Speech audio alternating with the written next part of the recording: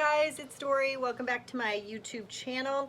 I'm going to do a meal prep video for you guys. These are the things that I'm going to eat off of for this week. My husband and kids will also be able to eat this. And so the first thing I'm going to start with is a side, and it's a vegetable side. I've really been trying to get all of my carbs from complex carbs, which are in vegetables and fruits. And so I've really been trying to concentrate on at least getting maybe 1 or 2 meals per day with some sort of vegetables in them. So this is super, super easy. Let me get the camera to cooperate. So I have a cast iron skillet right here that I have filled up with avocado oil just on the bottom. And on top of that, I sprinkled a little bit of garlic, granulated garlic. I'm going to combine some broccoli florets that I needed to use up and a bag of green beans. And I'm going to let those cook a little bit, kind of get a little bit of the garlic and the oil on them. I'm gonna kind of roast them, and then on top I plan on sprinkling some of this garlic, onion, black pepper, and sea salt blend, which I'm really loving. I actually got this on Amazon. I have yet to try Fresh Jacks, which is the next purchase I'm going to do. I'm going to be stocking up on a lot of the different spices from Fresh Jacks. And then on top of that, when it's almost done, I went yesterday to our farm share and I bought some cilantro. I love cilantro. Everyone in my family loves cilantro except for my oldest daughter, who doesn't live here, but she tastes soap when she tries cilantro. I taste the best herb on earth. I don't know about you guys. If you guys are big cilantro fans, tell me below. That will be fun to see who tastes soap and who's a fan.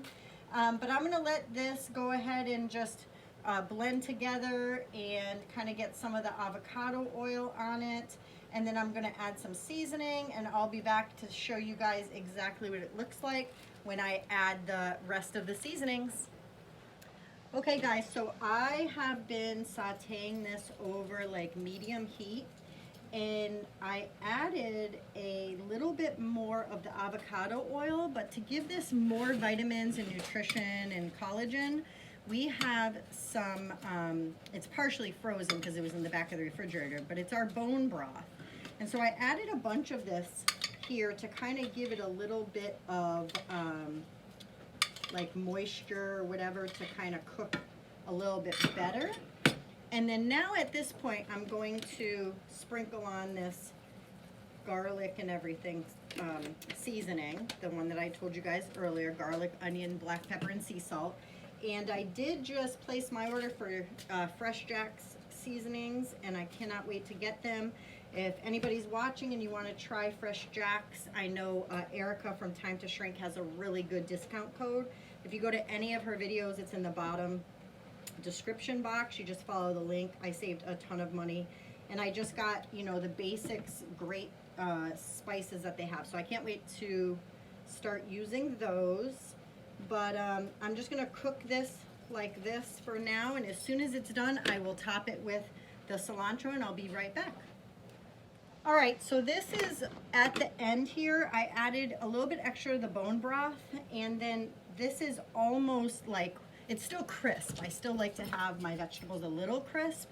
I don't like them kind of soggy tasting. So I'm just gonna top this now with the cilantro that I chopped up earlier, and I'm gonna shut off the heat, cover it, and wait for it to cool off before I go ahead and put it into the refrigerator. Hey guys, I'm going to share with you a recipe that my husband is making. We purchased a chicken, a pasture-raised Spatchcocked chicken. That just means that the spine was taken out of the chicken, and it's a whole chicken, so it's laying flat. He has a really great recipe. The skin comes out crispy, it's delicious, flavorful. So he's gonna actually take over from here and tell you guys what is in it. Hey guys, so inside this paper towel is actually the chicken. Raw chicken. You've probably never seen anybody wrap a raw chicken in paper towel, but the reason why for this recipe, you want it to be as dry as possible, the skin in particular. So that's why I've wrapped it in that, and I'm kind of like squeezing it, nothing really hard. You don't need to put it in a press or something like that, you know. But you just want to get it as dry as possible, and that is part of the process of how this recipe is done. The actual ingredients, which I'll show you some, garlic powder. I did mustard powder. There's from our garden a couple years ago. You can't read my handwriting because I write like a doctor, but it's cayenne powder. This is something Hispanic people will know about it. I grew up using it. It's called achote, and it's really mostly for color, a little bit of flavor. I found this cool stuff. We were in Rhode Island. Let's get that real close. Merlot sea salt. It's just salt, I guess, that's soaked in Merlot. And because I want this to be kind of red, I also picked up beetroot powder. I mixed all of that up, and it's here on this plate, along with the zest of a lime, or actually 2 limes. So there's the zest. The key, what we do is you have a roasting pan like this. Inside of this Tupperware here, I had already pre-cut. Okay, there's tomatoes, onions, garlic, and parsley, and a little tomatillo as well went in there. The tomatoes are green, but they're not green tomatoes like unripe. They're actually a variety of tomato that ripens green. Again, you don't have to do this for the recipe. In fact, the vegetables totally can be changed with anything else. So I'm gonna spray the pan. This is extra virgin olive oil. Not too much, but we just want, I say not too much, and then I douse it with oil because I'm dishonest in that regards, I guess.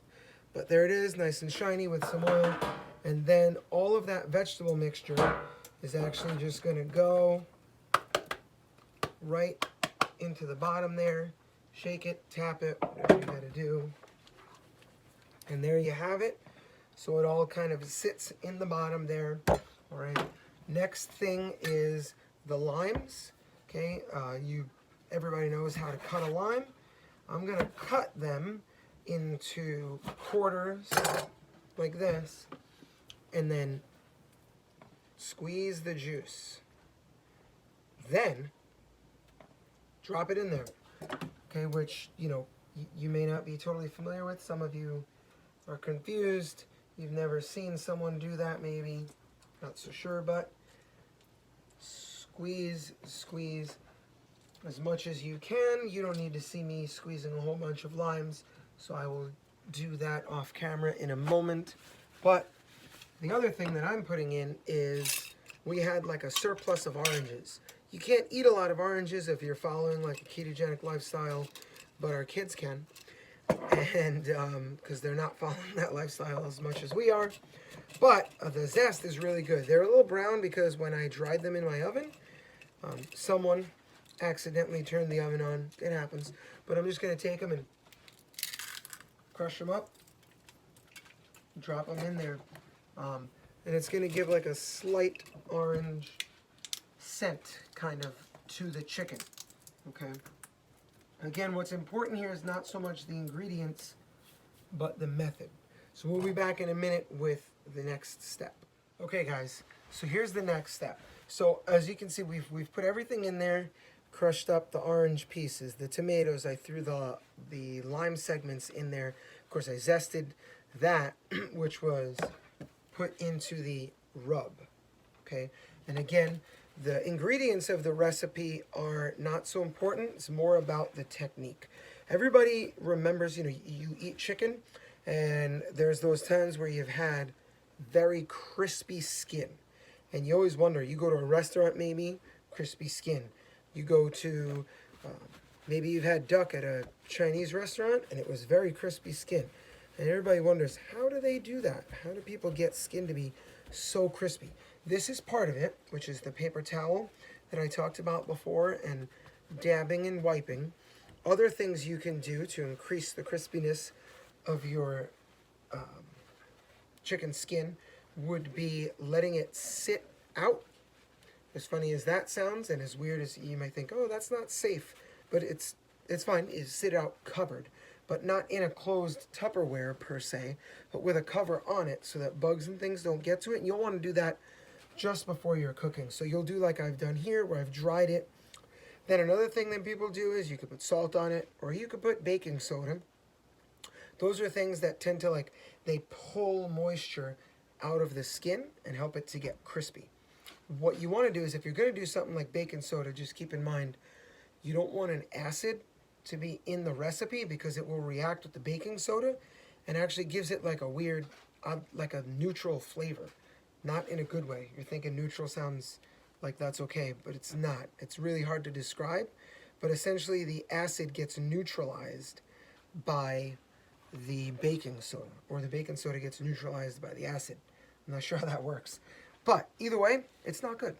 So this is a spatchcocked chicken. You can do this on your own. Like, we happen to buy one, but basically, maybe we'll do a video where we'll show you that one day. But you cut out, this would be the backbone, the spine. We cut it out. You can see in there, that's the center bone on the breast, like that cartilage piece that's always there.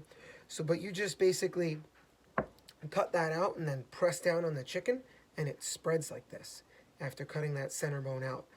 And yeah, and you can then lay it like this. Sometimes I even lay it where it's completely out. The pan that we have here, I'm not sure how it will fit. We're going to find out. But, okay, so it does fit the way that I would prefer to do it, which is like this. Not with the bones, or the legs rather, turned this way, like they had it flipped. No, I don't like that. I like it like this. So, the key here is that the vegetables in here cannot come up over to the skin. So you don't want to put so much vegetable that it comes up onto the skin, okay? The skin, again, it needs to stay as dry as possible. More of this same paper towel, because it still feels a bit wet in some spots, and some of the juice from the veggies splashed up. So you want to dry this much as you can, okay? Like I said, sometimes you'll even, I've done it where I've sprinkled salt on it, let it sit for like 20 minutes, again, covered, with a screen or something over it so you don't have bugs getting into it. But you get it dry that way, but you know, we're not going to go that extreme today. It's not that big of a deal. And there's salt in this dry rub that is going to help it along. So you're going to take it and sprinkle the dry rub all over. I recommend start on one side of the chicken and just go like this, back and forth. And, you know, some people will spray all over the place. You don't need to do it like that.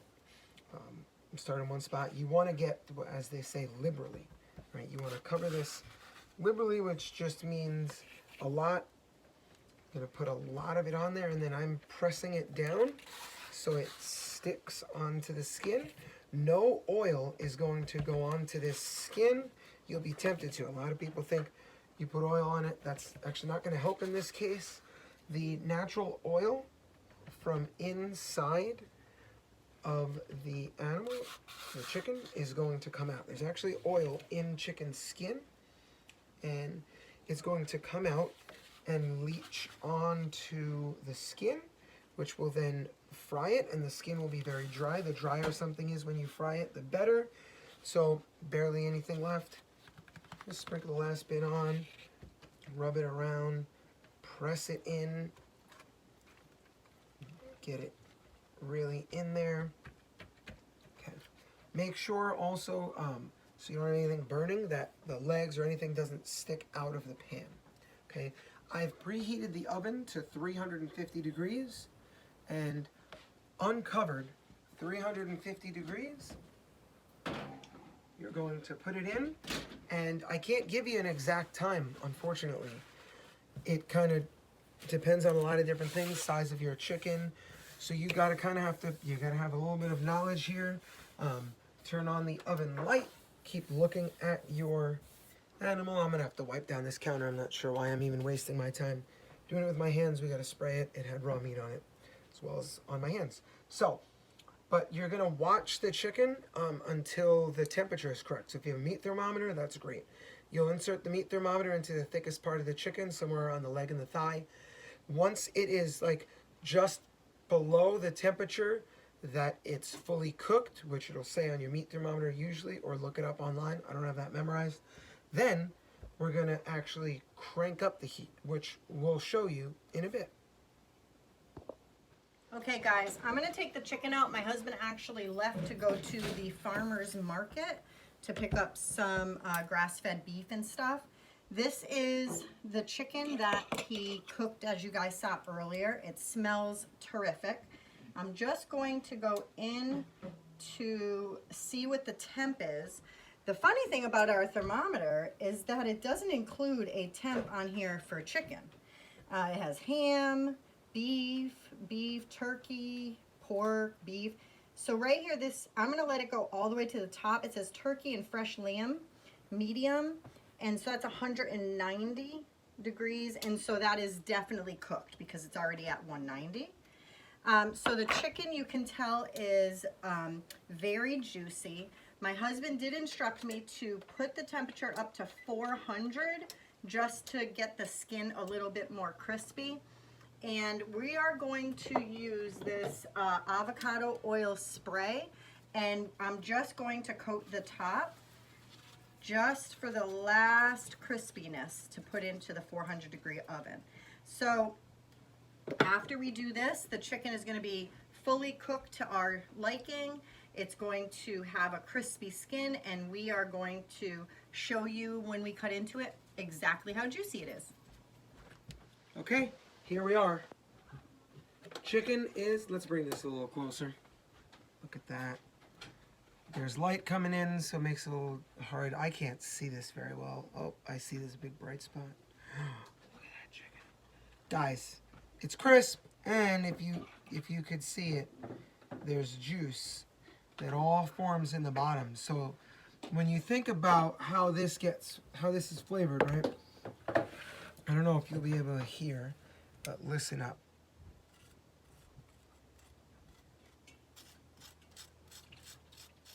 That's crispy skin. Okay. So we're gonna take said crispy skin chicken. We're gonna pull it out. Oh, I grabbed a bunch of the orange peels and stuff. You wanna try and get less of those. You know, some of it's gonna stick to the bottom of it, and that's okay. Pull it out, pop it on the cutting board, and carve it up and eat it. As far as what's in here, essentially all of the flavors that we put in there, the tomatoes, everything, and then chicken stock is essentially what has occurred in the bottom. The juices from this chicken fall out, mix in with those vegetables, then you can make a sauce out of that. Obviously you're going to want to pull out the lime pieces that we put in there, count how many you put in, then you'll know how many you need to take out. But essentially that's what that is, and then you can pour it through a strainer and then just have it, you know, like that, and pour it over your meat. Or you can pour it into a pan through a strainer and reduce it down. Add in maybe like xanthan gum to thicken it. Those kind of things. So you get like a sauce along with the chicken. But now what I'm going to do, lift up the leg right there, and it actually, the skin like starts to separate already. The bone already separated. There it is. You got thigh, leg. I didn't even really cut with the knife, if you notice. This one, all right, cut the skin a little, and then pull it up, and it's dripping. And we let this rest. You don't want to start carving it up right away. Let it rest a bit. That'll be good. So now we're left with the breast and the wings. If you don't know how to do that, start in the middle, then pick a side and work the knife along that bone in the middle. And then give it a good tap to get through. There's bones there that were part of the ribs. So now you've got that separated. There's a wing and a breast. I mean, everybody knows how to pull meat off of bones. Let's do a taste test. There's just a little piece of just the skin. Very good. So it's really juicy. taking pieces of the skin. The skin is crispy, juicy, full of flavor. You taste like a little bit of that citrus, tiny bit of heat. Again, you're going to season this however you want.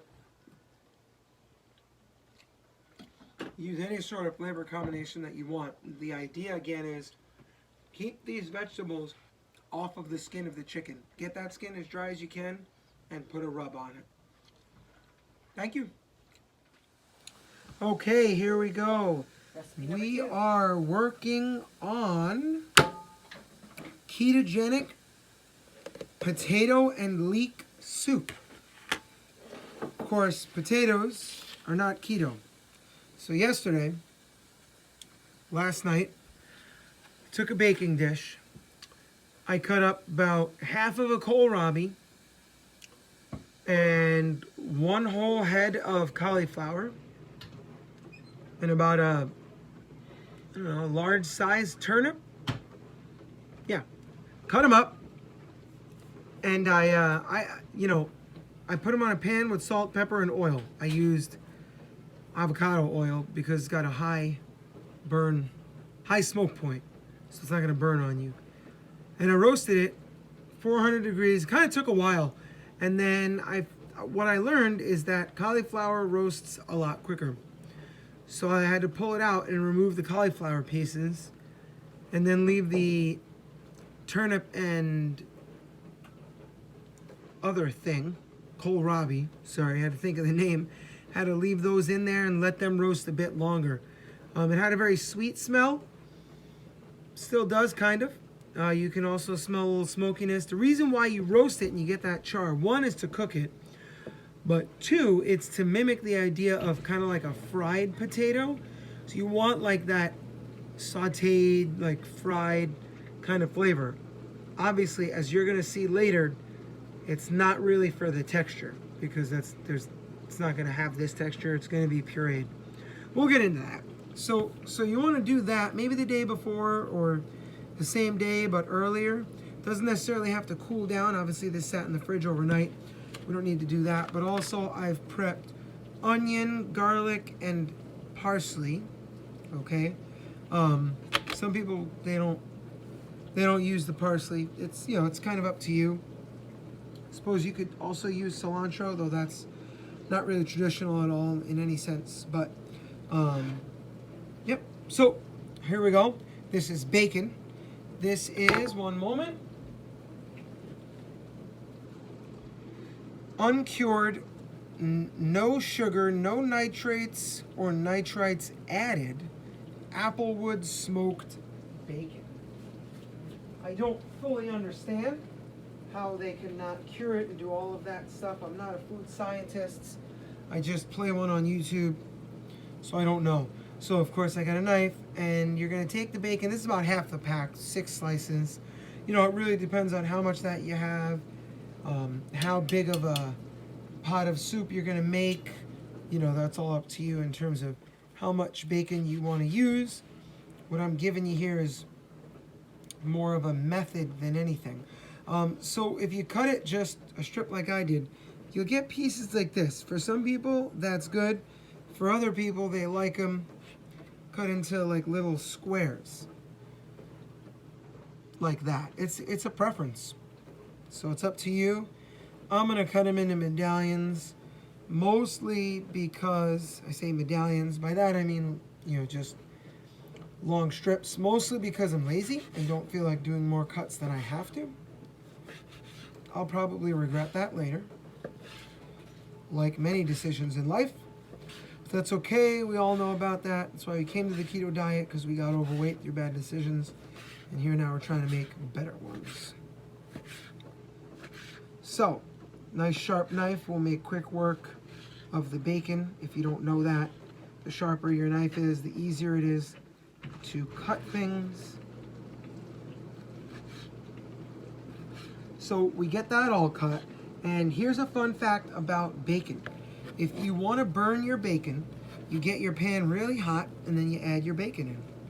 But if you don't want to burn it, which I don't want to burn it, you leave it off.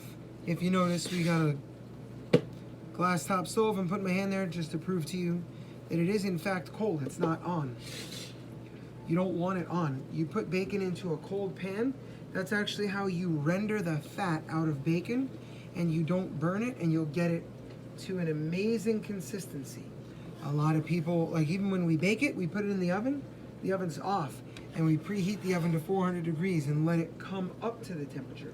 We don't put it into an automatically, or rather an already hot baking pan. That's kind of defeats the purpose of that. So now I've put it in. We're going to turn it on. We want it at, you know, like a medium heat,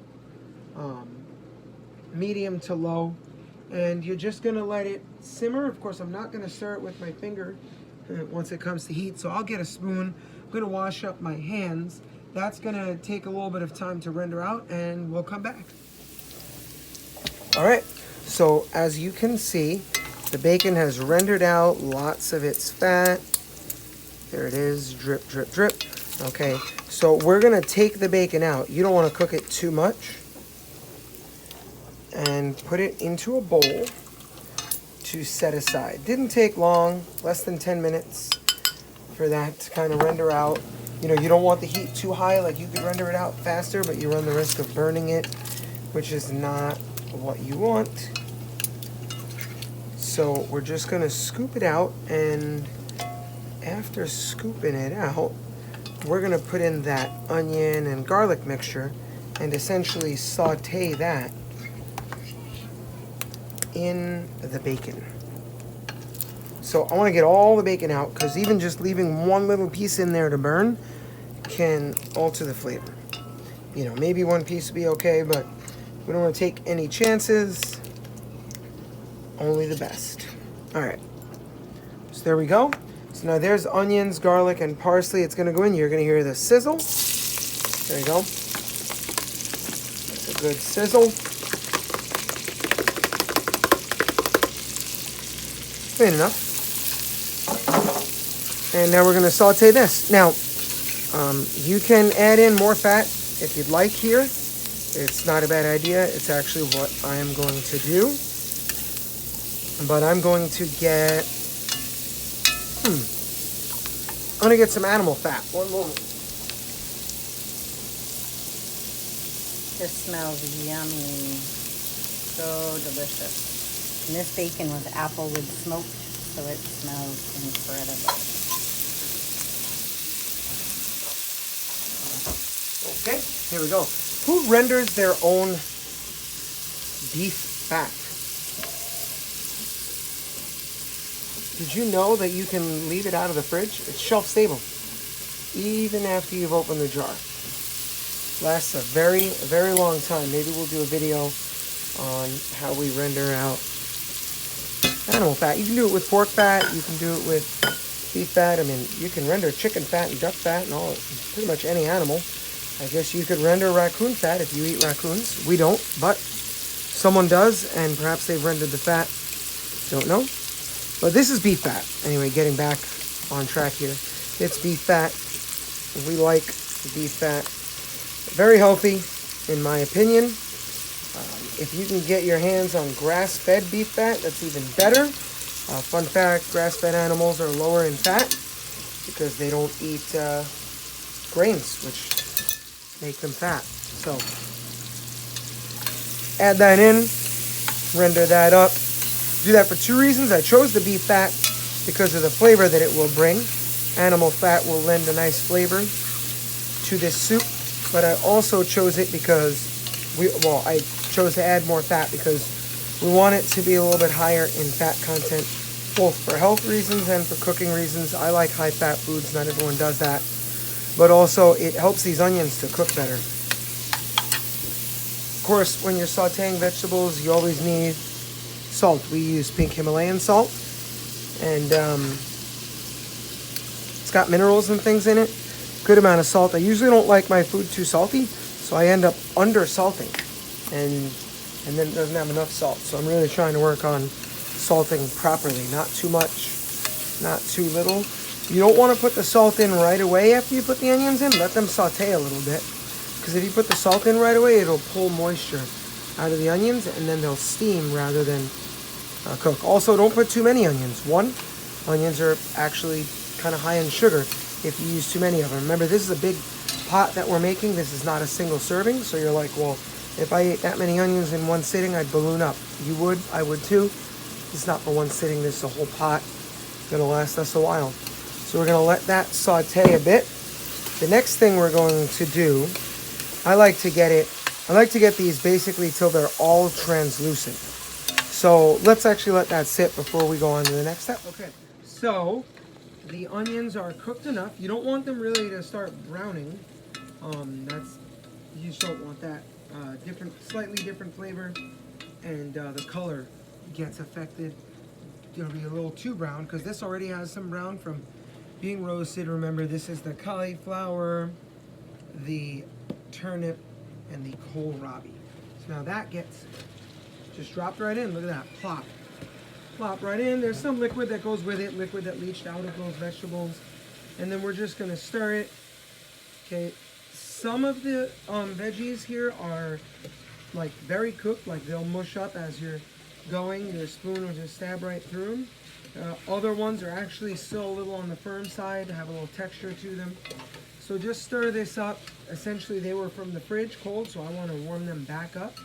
If yours were not, if they're, say, fresh from the oven, and you're just going to roast them in the oven and then pop them in there, that's fine too. And you don't really have to wait much. Do not add the bacon in. You're going to be tempted like, oh, it must be bacon time. It's not. It's one of the last things to go in is the bacon. So the next thing that we're actually going to put in, really it doesn't really matter too much in terms of order. This is an entire block. I'm trying to get it out of that sun that's coming, but that's almost not possible. Sorry guys, super bright. It's a block of cream cheese. And it's on a butter knife, and it was just on the top to the other container, and we left it out to get soft. You just let it sit out on the counter for an hour or so, and it should get soft.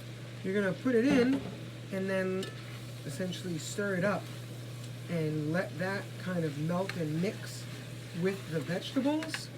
Okay, we've got light cream in here that I've used. This is 2 cups, see it there, 2 cups of light cream. You could use whole milk, half and half, heavy cream, you know, whatever you're more comfortable with. I suppose you could use almond milk. Make sure it's not sweetened, and make sure it's not flavored. Someone suggested that to me earlier. Oh, why not almond milk? I said sure, let me see. And then, ooh, we realized it was French vanilla. You do not want French vanilla potato and leek soup. It's not a thing that you would want. Doesn't sound tasty. Okay, so now you mix it in. This is a really fascinating smell. Not quite like potatoes, it's slightly different. Not bad though. Really good. It's like roasted veggies, and now the cream cheese has started to mix in there. Just give you an idea of like what it kind of is looking like at this point.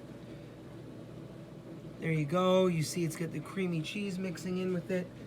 Just one little drop landed on my hand, and it burns. It's hot.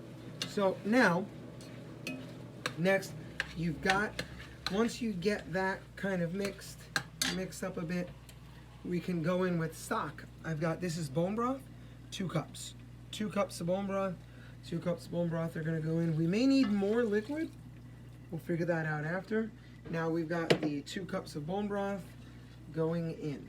What you want to do is you actually want to let this simmer for a bit. So that was room temperature bone broth, so it's not simmering yet.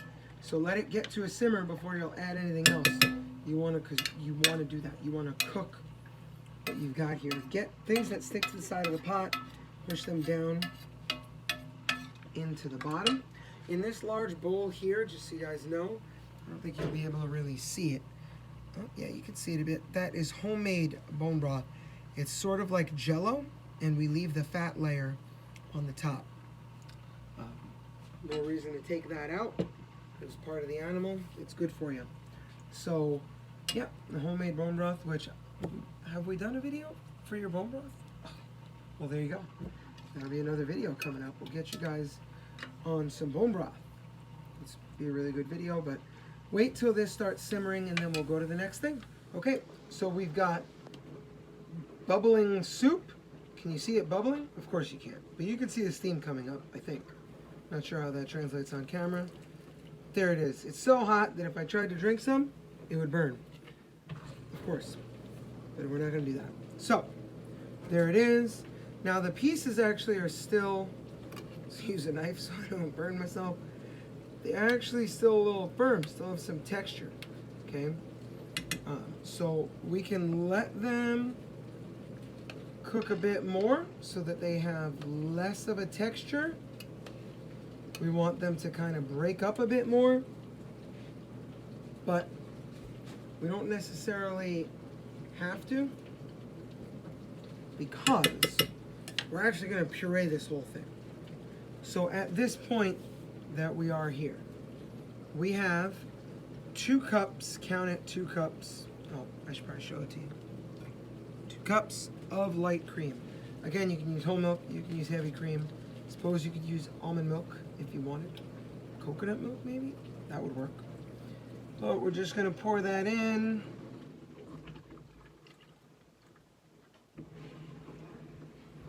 Added that in. Just so you guys know. Still a little taste of cream there. Just so you guys know, we actually didn't have enough liquid. It started to soak up some of the broth that we had put in, the vegetables did. And so we needed to add more liquid to it. So we added 2 more cups of our homemade bone broth.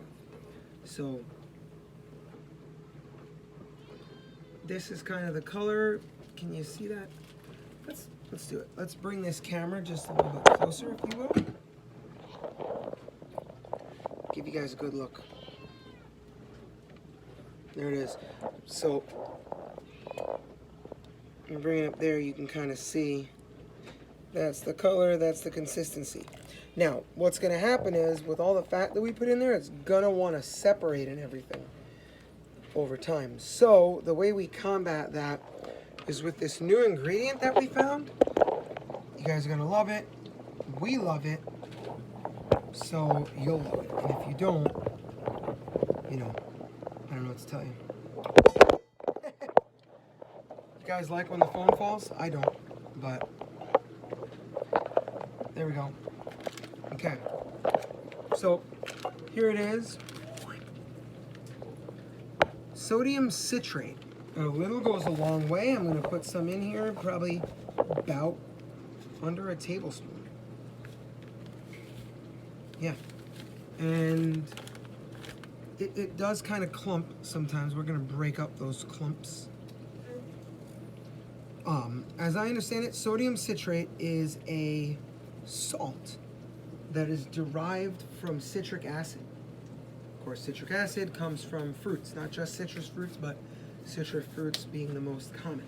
So we put it in there, it dissolves in very quickly, and it actually prevents the fat from separating from the rest of the liquid in the soup. It's important here that you watch the soup at this point. Keep the temperature a bit lower.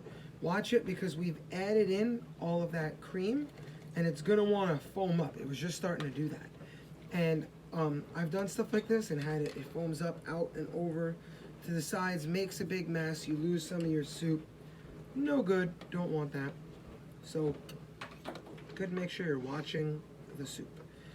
But there it is. At this point, it's pretty much cooked as much as we would really need it to, because it's already started with with bubbling again. So I'm gonna wait, let it get back to a bubble, and we'll be right back. What we have here, excuse the wire, is a stick blender.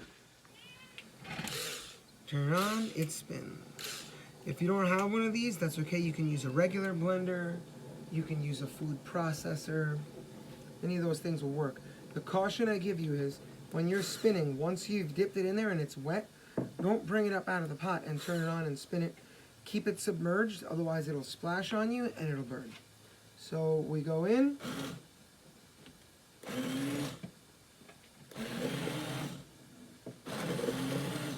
And we blend. Sometimes I hold it at a slight angle. That allows vegetables to get into the actual propeller that's spinning and pureeing everything.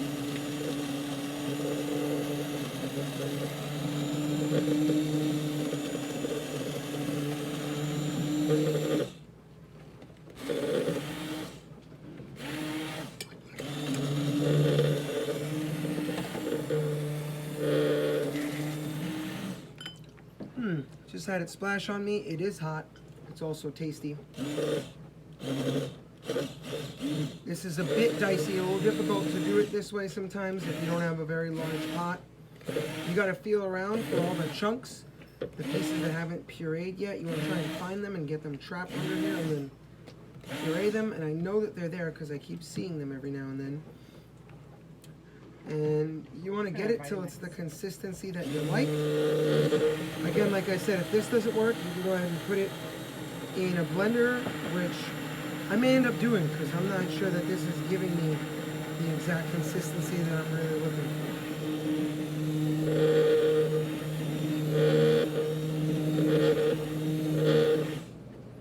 We'll come back and let you know.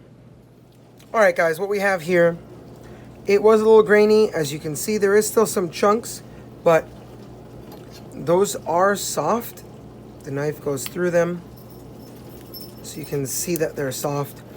We feel like that's okay. We don't mind the texture. It's bubbling away. At this point, if you do keep cooking it, it's going to reduce and get like thicker. Not necessarily bad, but I wouldn't get it too much thicker than this. I would just leave it at this point and go ahead and turn the heat off. And then remember that bacon. I hope you didn't forget about it. Bacon didn't forget about you. I guess I don't know that for sure. But throw that bacon in along with the grease, stir that up, and then the other portion that goes in at the end, right here. These are just scallions because it is potato and leek soup. It had onions in there to give it its flavor. Now we throw these in raw at the end. Remember, the heat's been turned off, so these are not going to saute or cook more or anything like that. And just stir it up. And that is your ketogenic potato and leek soup. Oh, and leek, because I guess I didn't use any actual leeks. It's scallions and white onions. That's it, guys. So I think it's great. Now, when you're gonna serve your own portion, you can certainly use more bacon than we did. You can add some bacon when you put it in your bowl. You can put cheese into this and mix cheese. I was gonna use a thickener like xanthan gum. I thought I might need it, but it really doesn't need it. And I'm gonna try it. Very, very comforting. I think that adding cheese, shredded cheese to the top is going to be perfect. I know I would also add some wisp to this, just for a little crunch, but this is actually really good, guys. I hope you enjoyed the recipe. He's a good cook.